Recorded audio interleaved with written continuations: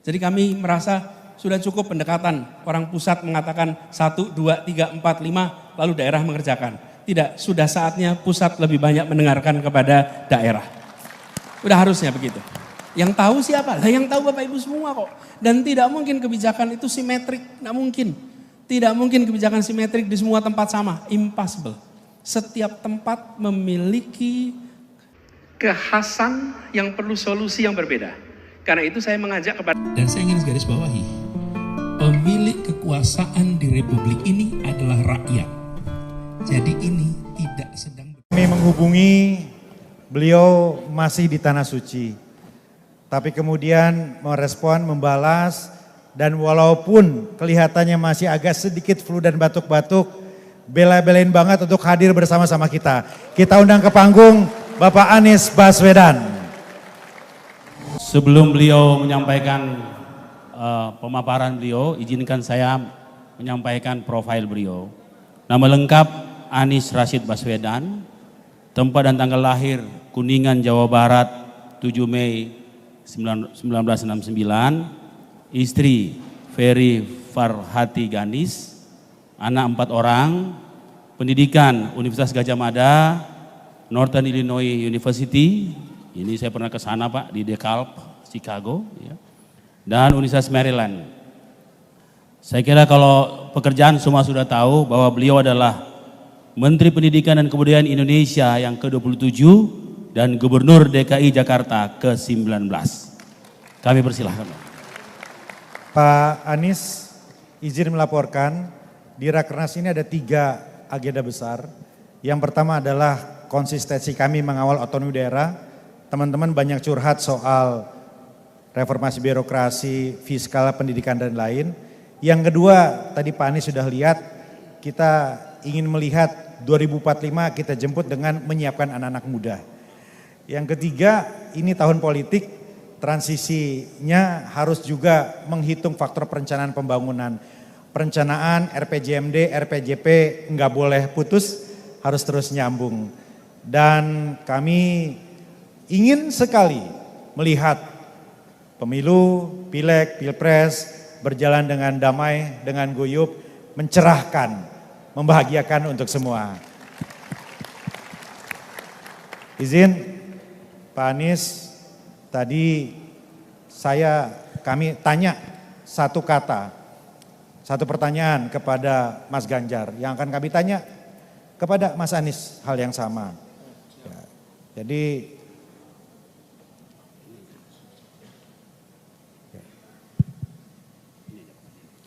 ini Mas Anies ini rektor saya Bapak Ibu sekalian dulu. Jadi Pak Anies rektor, saya dosen. Jadi agak-agak grogi sedikit kali ini. Izin Pak Rektor. Saya Siap. rektor tapi yang ngarahkannya dosen. Pak Prabowo dan Pak Ganjar. Ah, Satu kata tentang Pak Prabowo. patriot.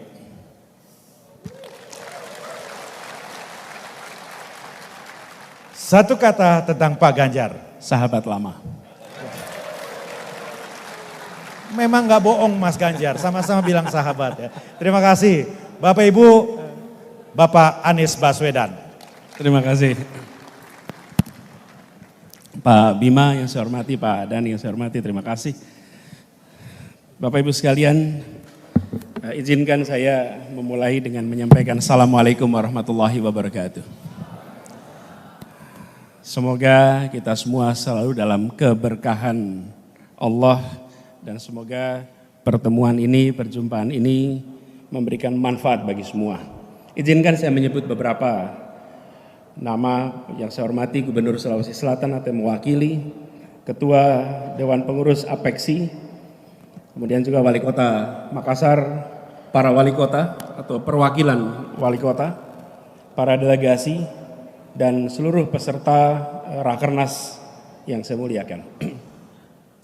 Pada kesempatan ini, izinkan kami menyampaikan terima kasih Pak Ketua atas kesempatan untuk berbagi yang menjadi gagasan bagi kami.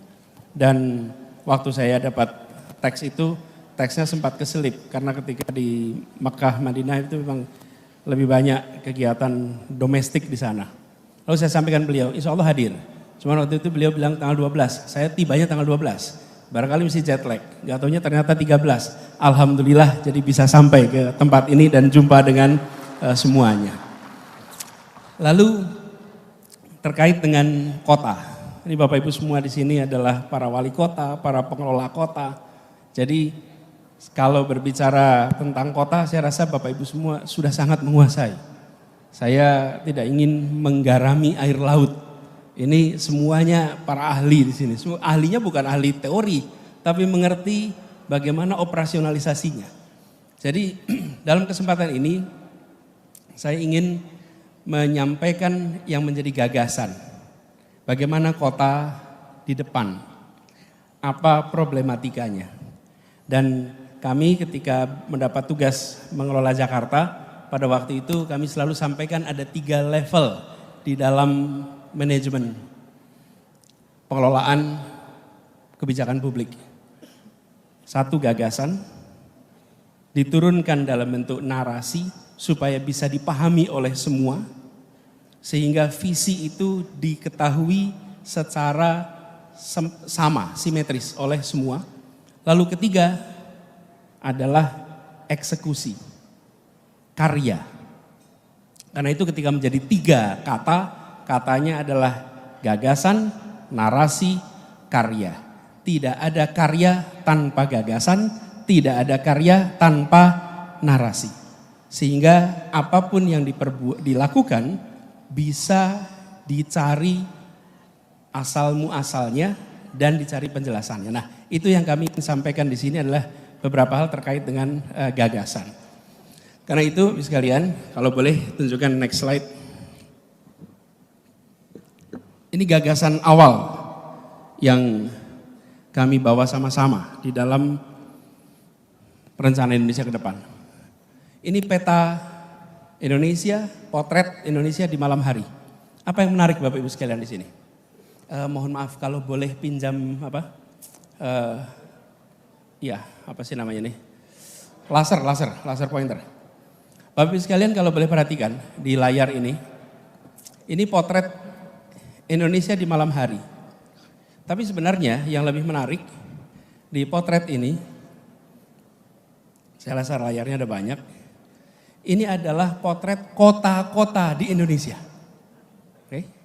Nah, ketika lihat kota-kota di Indonesia, Bapak sekalian, inilah wajah ketimpangan yang ada.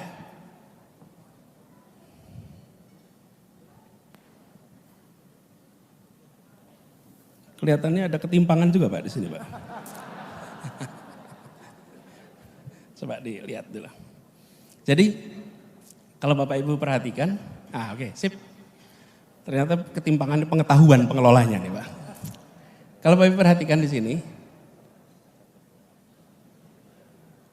tidak sampai rupanya. Oke. Lihat saja. Lampu ini menggambarkan kota di Indonesia. Ketika kita lihat kota-kota ini, sekalian, di Jawa paling terang itu Jakarta, Surabaya. Begitu masuk Sumatera, titik-titik kecil. Kalimantan titik-titik kecil. Ini yang lebih ramai itu di Sarawak. Ini Malaysia. Sampai di kawasan timur gelap. Saya tidak menggunakan statistik Bapak Ibu sekalian. Gak pakai statistik nih. Tentang macam-macam. Gak usah, pakai ilustrasi ini aja. Listrik yang nyala di malam hari. Dari situ terlihat ketimpangan yang luar biasa. Coba kita lihat negara lain. Kanan bawah, India. India itu kalau ditanya kompleks. Ya, jumlah penduduknya 1,3 miliar. Lebih banyak dari kita. Tapi lihat ketika di malam hari. Terdapat distribusi yang relatif merata. Ini kalau pakai layarnya yang TV, warnanya lebih jelas. Di sini terlihat bahwa kota-kota memiliki, dalam tanda kutip, kontribusi yang relatif setara. Dari situ, lihat kemudian Korea Selatan apalagi. Seoul tentu saja paling kuat. Nah, jadi visi yang kita ingin tawarkan ke depan, kita ingin di malam hari seluruh kota di Republik Indonesia terlihat menyala terang dari udara. Itu kira-kira. Menyala terang tuh. Jadi jangan sampai kota-kota ini gelap. Kalau gelap itu perekonomiannya tuh rendah, kontribusinya rendah. Dan tentu saja PLN harus nyiapin suplainya. Barangkali pas dipotret pas biar pet juga bukan? Kan Bapak Ibu rutin mengalami masalah seperti itu. Bapak Ibu sekalian, Indonesia adalah sebuah negara yang dikenal sebagai negara agraris dan maritim. Tetapi sejak 2009 lebih banyak penduduk tinggal di kota daripada di desa. Sejak 2009. Jadi kalau sampai dengan sekarang 14 tahun kemudian proporsi penduduk tinggal di kota lebih banyak daripada di desa. Coba lihat next slide. Urbanisasi ini adalah inevitable, tidak bisa dihindari. Tetapi masalah yang ada di sebuah kota sesungguhnya adalah soal pilihan. Kita memilih membiarkan muncul masalah atau kita memilih untuk mengantisipasi masalah. Urbanisasi itu oke, baik-baik saja. Yang tidak baik itu Jakartanisasi. Ke Jakarta semua, that's not good. Tapi kalau urbanisasi, it's okay. Urbanisasi itu normal dan terjadi di seluruh dunia. Diperkirakan, tadi visinya Pak Ketua 2045, tahun 2045 itu 70% penduduk Indonesia akan tinggal di perkotaan. Harus antisipasi dari sekarang. Sekarang 57.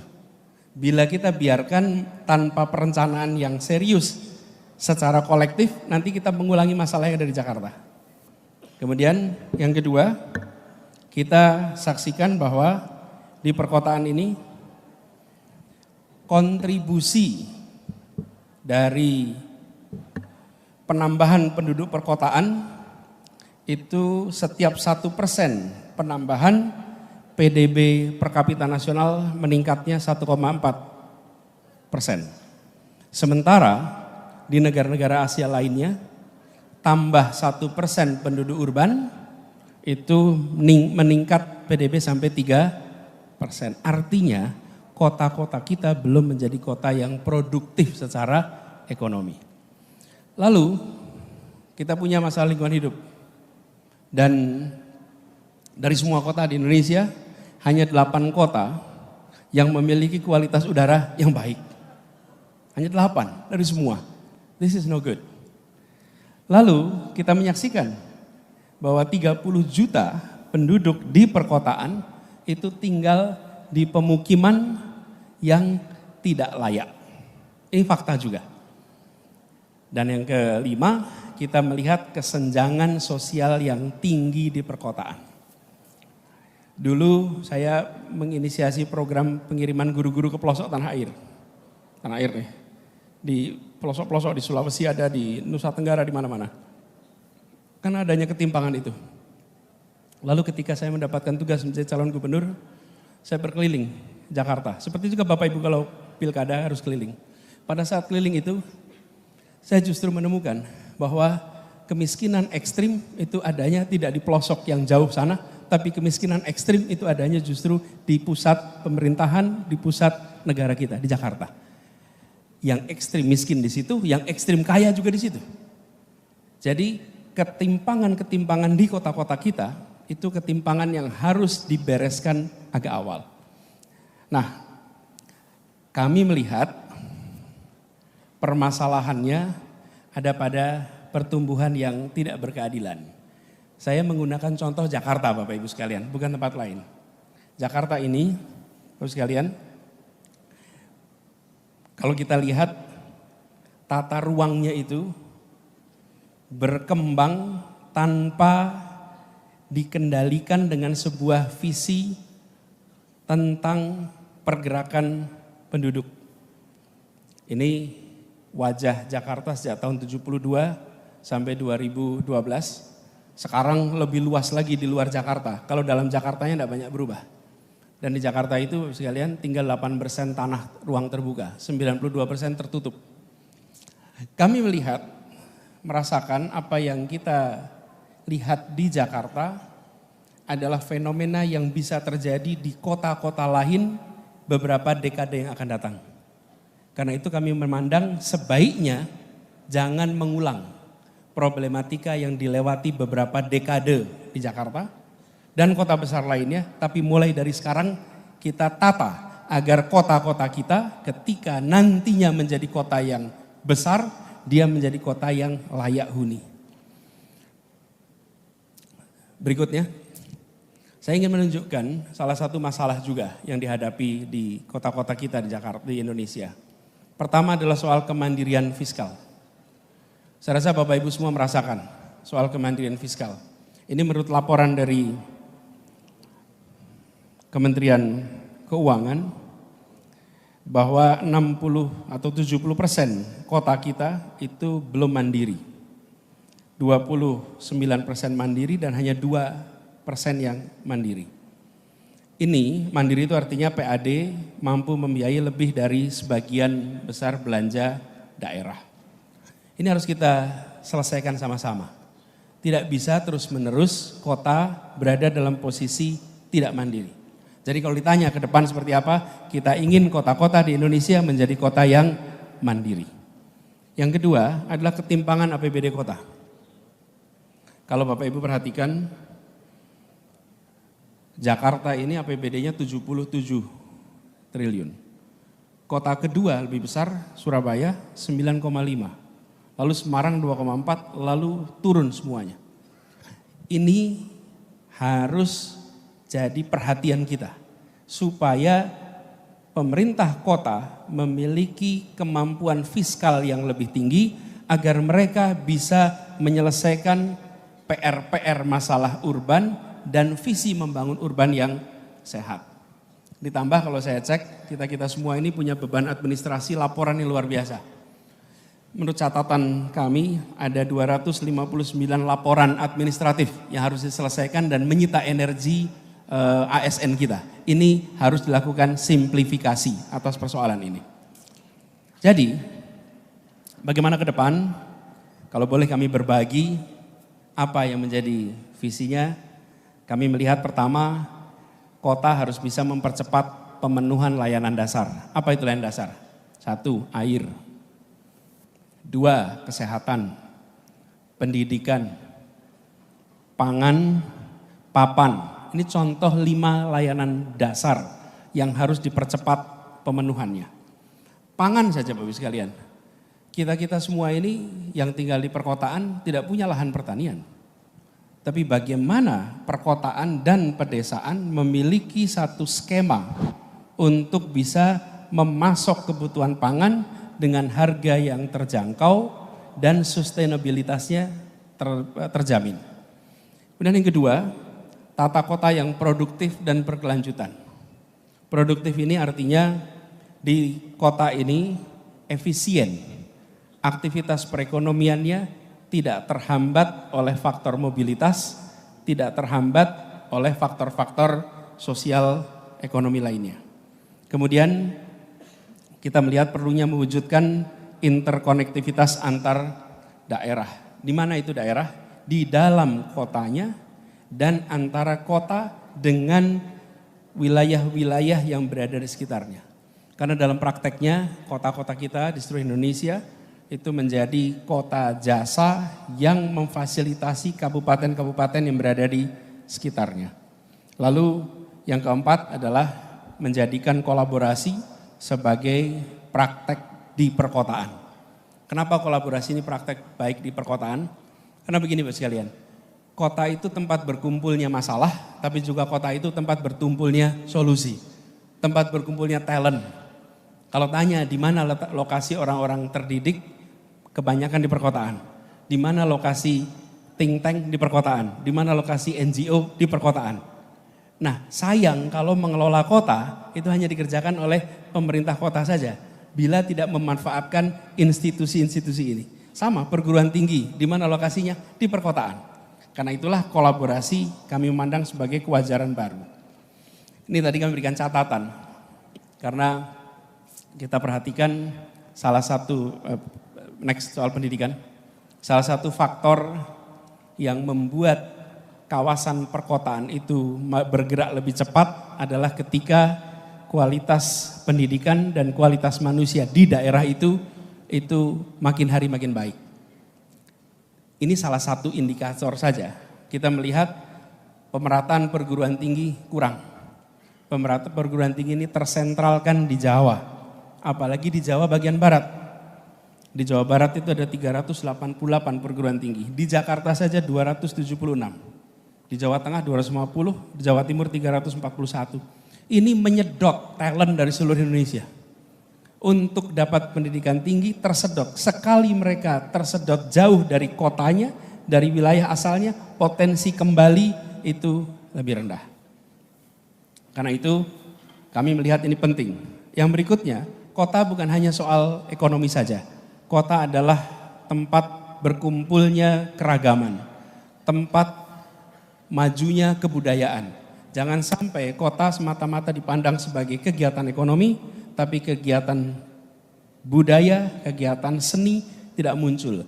Dan kami melihat kota-kota adalah tempat di mana terobosan inovasi di bidang-bidang kebudayaan menjadi penting. Karena itu kami merasa perlu di dalam pembangunan kota ke depan bukan hanya aspek ekonominya, tapi aspek kebudayaan itu menjadi fokus perhatian. Ini soal kotanya. Lalu saya ingin sedikit bahas soal kota dan wilayah sekitarnya. Tidak bisa dipungkiri, kota-kota ini menjadi pusat rumah sakit, pendidikan, kebudayaan, perdagangan, yang ini berkorelasi dengan kawasan sekitarnya. Jadi pembangunan kota harus juga memasukkan bagaimana bisa kolaborasi dengan daerah-daerah sekitarnya. Kami di Jakarta itu punya ketergantungan pangan yang luar biasa. Jadi kami buat kerjasama dengan kabupaten-kabupaten yang memproduksi pangan sehingga bisa memasok pangan, mengurangi mata rantai yang membuat harga menjadi tinggi. Ini saya berikan ilustrasi di sebelah kanan tentang bagaimana kita bekerja dalam konteks pangan. Jakarta membeli beras langsung dari kabupaten, contohnya misalnya di Cilacap atau di Ngawi. Maka kami kerjasama dengan Gapoktan, kontrak 5 tahun. Yang mengontrak siapa? BUMD kita. Kontrak 5 tahun, apa yang terjadi dengan adanya kontrak 5 tahun? Gapoktan punya akses pada kredit karena dia ada kontrak dengan kita.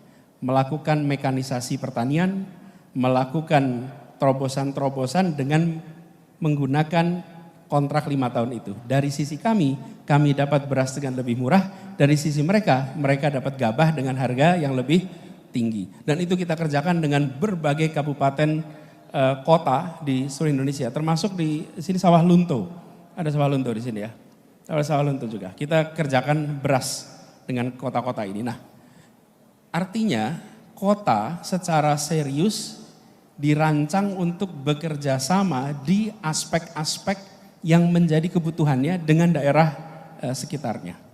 Jadi Bapak sekalian, kami melihat ada 4 prinsip untuk kota di masa depan: layak huni, asri, adil, maju. Kira-kira 4 itu yang kita ingin lakukan ke depan. Layak huni artinya airnya bersih, baik, kemudian papannya tersedia, tempat tinggalnya tersedia dengan layak, kemudian lingkungan hidupnya baik. Adil artinya ada kesetaraan kesempatan dari mulai pendidikan, kesehatan, sampai dengan kegiatan keagamaan. Maju dalam artian kita terus-menerus membuat kota kita kota yang memfasilitasi modernisasi di kota ini. Ini gambarnya JIS, tapi nggak ada rumputnya di sini, Pak. Jadi nggak kelihatan di rumputnya di sini, Pak. Nah, untuk itu semua kami melihat ada 6 rute untuk ke sana. Akselerasi yang tadi saya katakan, yang kedua transportasi umum sebagai moda utama, yang ketiga pemerataan perguruan tinggi, yang keempat relasi urban dan rural yang saling menguatkan, yang kelima minimalisasi beban administrasi pelaporan dari Pemda, yang keenam pemerintah pusat harus menjadi pemercepat kolaborasi antar daerah. Ini 6 hal yang kami rasa perlu kita kerjakan untuk kota-kota Indonesia di masa yang akan datang. Sebagai catatan saja yang terkait dengan transportasi umum Bapak Ibu sekalian, ini perlu secara serius dipikirkan dari sekarang, jangan sampai seperti Jakarta. Kami di Jakarta berpuluh tahun menggunakan pendekatan namanya car oriented development. Pembangunan berbasis mobil atau berbasis kendaraan darat. Ke depan kota-kota harus membangun berdasarkan transit oriented development, berdasarkan kendaraan umum. Apa implikasinya? Seperti contoh Pak. Kami di Jakarta ini kalau mengizinkan bangunan itu boleh dibuat tinggi kalau jalannya lebar. Makin lebar jalannya, makin tinggi izin bangunannya. Makin sempit jalannya, makin pendek bangunannya. Kira-kira prinsipnya seperti itu. Jadi kalau jalannya seperti Gatot Subroto atau Jenderal Sudirman, gedungnya menjadi tinggi-tinggi karena jalannya lebar. Ini transit oriented. Ini car oriented. Apa yang terjadi dengan konsep itu? Kita siapkan jalur-jalur keluar kota. Lalu yang muncul problem apa? Kita tidak bisa membangun bangunan yang tinggi. Karena bangunan yang tinggi adalah di pinggir jalan dan bangunan tinggi di pinggir jalan harganya mahal. Apa yang terjadi kemudian? Penduduk kota itu bergeser keluar, mencari tanah yang lebih murah, mencari rumah yang lebih terjangkau. Lalu pemerintah menyiapkan jalan tol keluar. Jadi masuk keluar kotanya dimulai dari tata ruang yang berdasarkan pada jalan, memaksa penduduk pindah keluar supaya harganya terjangkau. Pemerintah menyiapkan jalanan untuk mereka masuk menggunakan mobil. Efeknya kemacetan yang luar biasa. Ke depan, alhamdulillah Jakarta sudah diubah. Peraturan RDTR sudah diluluskan persis berapa bulan sebelum saya selesai tugas karena panjang prosesnya. Tahun 2022 kemarin, sekarang menjadi transit oriented. Apa artinya? Bila di situ ada stasiun, maka 800 meter radius dari stasiun atau dari terminal, maka di situ bisa dibangun bangunan yang tinggi.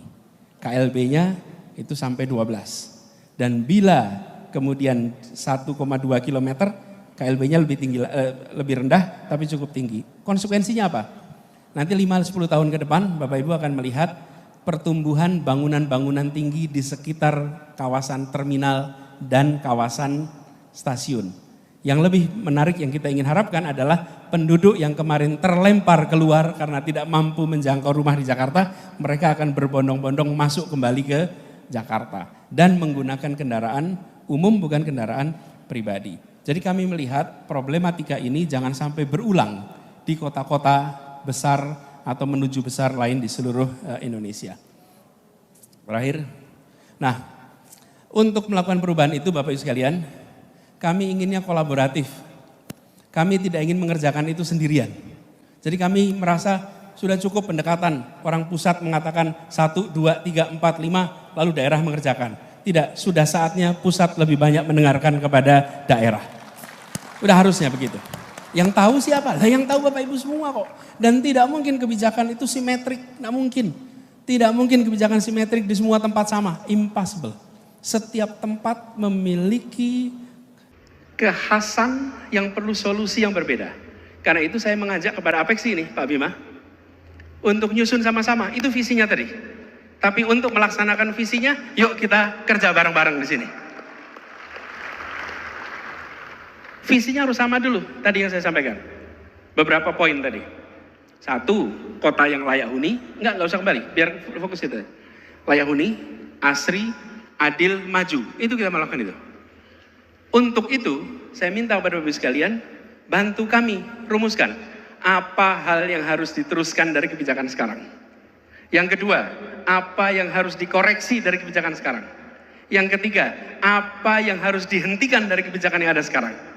Dan yang keempat, apa hal baru yang harus kita buat sama-sama supaya visi itu bisa terjadi. Jadi, kami tidak ingin model top down lagi. That's enough. Republik ini dibangun dengan semangat gotong royong. Dan kita sudah saatnya meneruskan pembangunan ke depan dengan semangat gotong royong juga. jangan sendirian.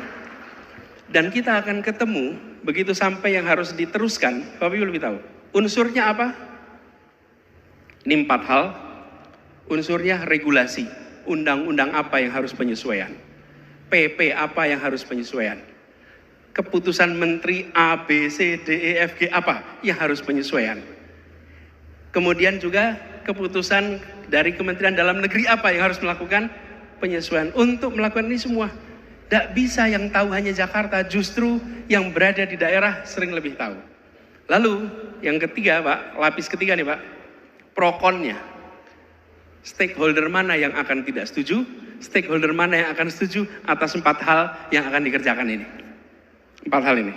Jadi kami berharap dari forum ini, 1, kami tawarkan apa visi ke depan, gagasan, narasi, karyanya kami sampaikan.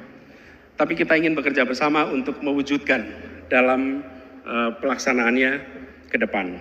Jadi terakhir coba, kami berharap membangun kota ini berarti menghidupkan warga, mengelevasi desa, dan memajukan negara. Dan kami berharap potensi perkotaan itu dikembangkan secara merata.